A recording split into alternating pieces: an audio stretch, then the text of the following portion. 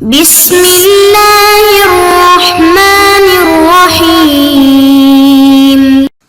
اعوذ باللہ من الشیطان الرجیم بسم اللہ الرحمن الرحیم وقال ربکم ادعونی استجب لکم ان الذین یستکبرون عن عبادتی سیدخلون جہنم داخرین صدق اللہ مولانا العظیم۔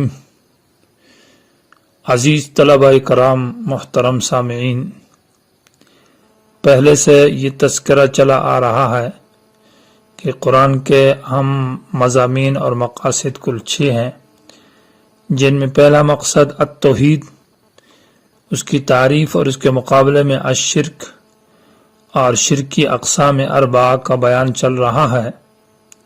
پہلی قسم شرک فی العلم، اس کا بیان ہو چکا۔ شرک فی تصرف، اس کا بھی بیان ہوا دوسرے نمبر پر۔ آج کے سبق میں تیسرے قسم ہے شرک فی الدعا، اس کا بیان ہے۔ تو یہاں لفظ دعا کی ہم پہچان کرتے ہیں کہ لفظ دعا اصطلاح اور لغت میں کیا معنی ہے اور اس میں شرک کیسا ہوگا۔ تو دعا کا لغوی معنی لغت میں وہ صرف آواز دینا ہے۔ سورہ بقرہ کی آیت ہے کہ لا يسمع الا دعاء و نداء، کہ جن کو آواز دی جاتی ہے، ان جانوروں کو چرواہے آواز دیتا ہے تو وہ نہیں سنتے مگر صرف آواز۔ دعا مانا قریب کی آواز اور نداء مانا دور کی آواز۔ اسی طرح دعا کا معنی اسی سورہ بقرہ کے اندر حضرت ابراہیم علیہ السلام کے واقعے میں ثم ادعوہن یأتینک سعیا، آپ ان پرندوں کو آواز دیں تو یہ آپ کے پاس دوڑتے ہوئے آئیں گے۔ تو یہاں دعا بمانا صرف آواز کے ہے۔ اور اسی طرح دعا بمانا ترغیب الی الشیء، دعوت الی الشیء کے معنی میں بھی آتا ہے، کسی چیز کی طرف ترغیب، شوق دلانا، دعوت دلانا۔ جیسے سورہ یونس کی آیت ہے واللہ یدعو الی دار السلام، کہ اللہ تعالیٰ جنت کی طرف ترغیب دیتا ہے، دعوت دیتا ہے۔ سورہ یوسف کے اندر ہے رب السجن احب الی مما یدعوننی، کہ مجھے جیل پسند ہے اس بات سے جس کی طرف یہ عورتیں مجھے دعوت اور ترغیب دیتی ہیں۔ اصطلاح شریعت کے اندر دعا کا معنی ہے سوال اور حاجت مانگنا۔ استغاثہ یعنی فریاد، مدد مانگنا اللہ سے، استعانت۔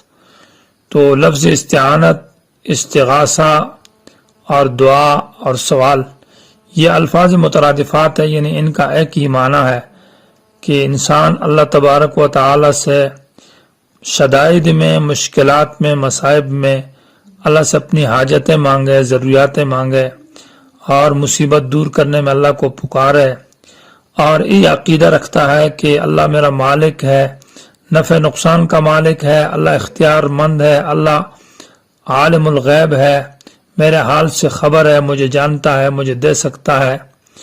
تو اس عقیدے کی بنیاد پر اللہ سے جو سوال کرتا ہے، جو حاجت مانگتا ہے، اس کو دعا کہا جاتا ہے، اور یہ توحید ہے۔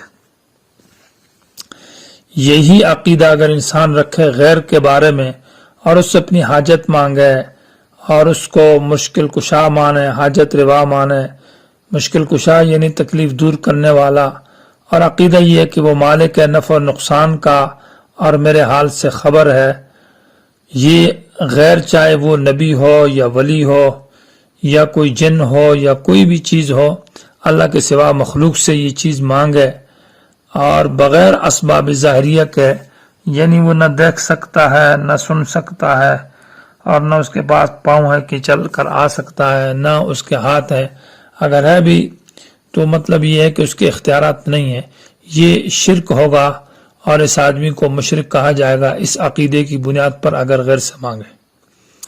ہاں اگر اس کا عقیدہ نہیں ہے، غیر سے مانگ لیا، اس نے حاجت مانگی، دعا مانگی، لیکن وہ غیر کو عالم الغیب نہیں مانتا، حاجت روا نہیں مانتا، مالک کو، ویسے ہی اس کی زبان سے نکل گئی ایسے الفاظ اور اس کا عقیدہ نہیں تھا، تو یہ کلمہ شرکیہ ہوگا اور اس آدمی کو چاہیے کہ فوراً کلمہ طیبہ پڑھے اور استغفار کرے اور اس سے معافی اللہ تعالیٰ سے معافی مانگے، یعنی سے وہ مشرک کا عقیدے میں نہیں کہلائے گا، گناہ گار ہوگا اور اس کو استغفار کرنا چاہیے۔ لیکن عقیدہ کی بنیاد پر اگر اس نے مانگا غیر سے کہ وہ مالک ہے نفع نقصان کا اور ضرر کا، اور وہ میرے حال سے خبر ہے اور مجھے دے سکتا ہے بغیر اسباب ظاہری ما فوق الاسباب، تو یہ آدمی مشرک کہلائے گا اور یہ گناہ ہوگا۔ اسی مسئلے کو قرآن نے جو بیان کیا ہے تو وہ دو طریقے ہیں، ایک اس بات کا ہے اور ایک نفی کا ہے۔ اس بات الدعا للہ تبارک و تعالی کہ دعا صرف اور صرف اللہ تبارک و تعالی سے مانگی جائے اور غیر سے نہ مانگی جائے، ایک طریقہ یہ ہے۔ دوسرا یہ ہے کہ نفی الدعا عن غیر اللہ کہ غیر اللہ سے نہ مانگا جائے، اس پر رد کیا گیا ہے قرآن میں۔ یہ دونوں عنوان ہیں۔ پہلا جو عنوان ہے کہ اللہ سے مانگا جائے تو اس میں کئی عنوانات ہے۔ ایک عنوان ہے ترغیب فی الدعا کہ دعا میں ترغیب دی ہے، اللہ تعالیٰ نے امر کیا ہے کہ مجھ سے دعا مانگی جائے اور اس کی طرف ترغیبات کی باتیں ذکر کی ہے۔ ترغیبات میں یہ ہے کہ دعا کی نسبت انبیاء علیہ الصلاۃ و تسلیمات کی طرف کی ہے کہ دیکھیں انبیاء جو جلیل القدر ہستیاں ہیں، بڑے ہیں اور انسانوں میں سب سے اشرف ہیں، وہ بھی مجھ سے مانگتے ہیں مصائب میں، مشکلات میں۔ تو اس میں عموماً تمام انبیاء کا ذکر بھی ہے اجمالی طور پر، اور خصوصی طور پر ہر ایک نبی کو الگ الگ نام لے کر ذکر کیا ہے۔ حضرت یونس علیہ السلام کی دعا کا تذکرہ، وَنَادَى فِي الظُّلُمَاتِ اللَّا إِلَٰهَ إِلَّا أَنْتَ سُبْحَانَكَ إِنِّي كُنْتُ مِنَ الظَّالِمِينَ۔ اور اس آیت کے اندر ساتھ دعا کے کچھ آداب بھی، شرائط بھی بیان کی ہے کہ ایک شرط یہ ہے کہ جس سے دعا مانگی جائے تو اس کو مالک اور متصرف مانا جائے، لا الہ کے لفظ میں اس کی طرف اشارہ ہے۔ دوسرا یہ ہے کہ سبحانہ کا کہ اللہ کو بخل اور کنجوسی سے پاک سمجھا جائے، تو سبحانہ میں اس کی طرف اشارہ ہے۔ اور تیسرا یہ ہے کہ جو دعا مانگنے والا ہے وہ اپنے آپ کو قصوروار اور عاجز مانے، انی کنت من الظالمین میں اس کی طرف اشارہ ہے۔ اس طرح حضرت ایوب علیہ السلام نے بھی دعا مانگی، ربی انی مسنی الضر وانت ارحم الراحمین۔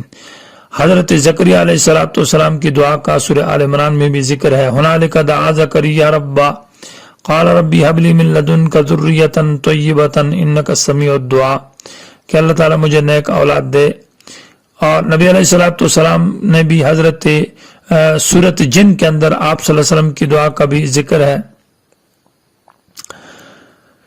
اسی طرح انبیاء علیہ الصلوۃ والتسلیمات کے علاوہ نیک لوگوں کی دعاؤں کا بھی ذکر ہے، تتجافا جنوبہم کہ وہ بستروں سے ہٹ جاتے تھے اور اللہ سے مانگتے تھے، صحابہ اکرام، اولیاء، بزرگان امت۔ تو نیک لوگوں کی دعاؤں کا اور انبیاء کی دعاؤں کا اللہ تعالیٰ نے قرآن میں ذکر کیا ہے، گویا کہ یہ ترغیبی طریقہ ہے، ترغیبی عنوانات ہے۔ دوسرا طریقہ اس کا یہ ہے کہ اللہ تبارک و تعالیٰ نے صفات قرب کو ذکر کیا کہ میں تمہارے قریب ہوں، مجھ سے مانگا جائے۔ وَإِذَا سَأَلَكَ عِبَادِي عَنِّي فَإِنِّي قَرِيبٌ أُجِيبُ الدَّعْوَةَ الدَّاعِ میں دعا کرنے والے کی دعا کو قبول کرتا ہوں، جب میں قریب ہوں وہ مجھ سے مانگے۔ اور تیسرا طریقہ ہے اللہ تعالیٰ نے اپنی صفات کمال کو ذکر کیا ہے کہ میرے بہت اچھے اسماء اور صفات ہے، قُلِ ادْعُوا اللَّهَ أَوِ ادْعُوا الرَّحْمَٰنَ أَيَّمَّا تَدْعُوا فَلَهُ الْأَسْمَاءُ الْحُسْنَىٰ تم اللہ کہہ کر پکارو یا رحمان کہہ کر پکارو، اللہ تعالیٰ کے ہر نام بھی اچھا ہے اور ہر نام کے ذریعے سے اللہ کو پکارو۔ کوئی اگر مطلب یہ ہے کہ رزق مانگ رہا تو وہ یا رزاق کہہ کر مانگے کہ ارزقنی اے روزی دینے والا مجھے روزی دے۔ کوئی بیمار ہے تو وہ یہ کہے کہ یا شافی اشفنی اے شفا دینے والے مجھے شفا عطا کر۔ اور کوئی مطلب یہ ہے کہ مظلوم ہے تو وہ کہے یا قہار اقہر عدوی اے زور والے میرے دشمن کو اللہ مغلوب کر۔ ربی انی مغلوب فانتصر۔ حضرت سورہ قمر کے اندر حضرت نوح علیہ السلام کی دعا کا ذکر ہے، فدعا ربہ انی مغلوب فانتصر کہ میں کمزور ہوں اللہ میری مدد کر۔ تو اس طرح کے صیغے جو ہے نا صفات کمال کو ذکر کیا ہے۔ تیسرا طریقہ، چوتھا طریقہ یہ ہے کہ امر کے صیغے اللہ تعالیٰ نے استعمال کیے اور قرآن میں 9 مرتبہ امر کا ہے، ادعو جمع کے صیغے بھی ذکر کیا اور واحد کے صیغے بھی ذکر کیے، فدعوا اللہ مخلصین لہ الدین۔ تو یہ امر کے ذریعے اس سے بھی گویا کہ اللہ تعالیٰ نے اس کی ترغیب دی ہے اور شوق دلایا ہے. تو دعا کے اس بات کے یہ مختلف طریقے ہیں. اس کے بعد نفی الدعاء عن غیر اللہ، اگلے درس میں انشاءاللہ اس کا بیان ہوگا.